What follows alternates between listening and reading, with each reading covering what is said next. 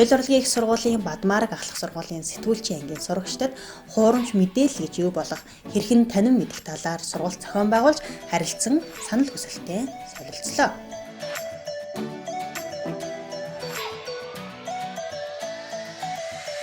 Би ерөнхийдөө бол ихэнхдээ фэйсбүүкээс авчдаг гэсэн. Гэхдээ яг өнөөдрөөс эсвэл маргаашнаас ч юм уу зурагтаар үзье гэж бодлоо төлөхөө.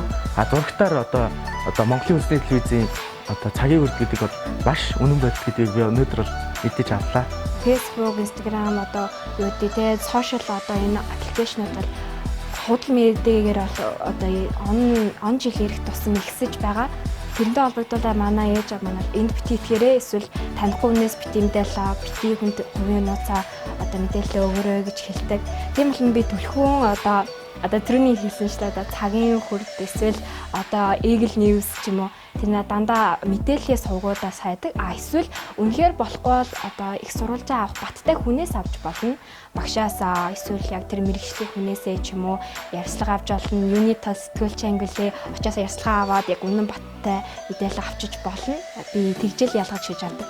Би нэг Facebook ороод явж байхад нэг дэлгэр мөрөн усан живжээ гэдэг тийм мэдээлэл авсан. Тэгээд живцэн махтай гэж бодоод орсон чинь бас дэлгэр гээд мөрөнд хүн живсэн юм байлээ.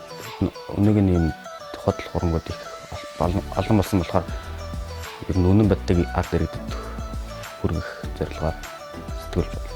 Би ер нь бол өөрөө амар шар мэдээнд дуртай, өөрөө тийм хэрэгт дуртай. Тэгээд ямар нэгэн тийм худал сайт руу орохгүй, хувийн мэдээлэлээ алдахгүй байхыг ер нь бол илүү мэдсэн. 100-ны бараг 90-90-өөс дээш хувь нь ер нь бол дандаа худал мэдээллүүд явдаг.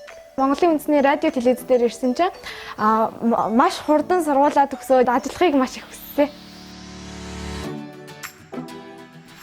Мөн соёл урлагийн сургуулийн Бадмаараг ахлах сургуулийн сэтгүүлчийн ангийн сурагчид Төв аймгийн 5 болон Хүмүүн сургуулийн 2-оос 10 дугаар ангийн сэтгүүлч клубын сурагчтай хамтран Монголын үндэсний олон нийтийн радио телевизийн түүхэнд замлуулаад байгууллагын онцлог үйл ажиллагаатай танилцж мэдээллийг хэрхэн олон нийтэд хүргэдэг талаар мэдлэгээ баттгсан юм.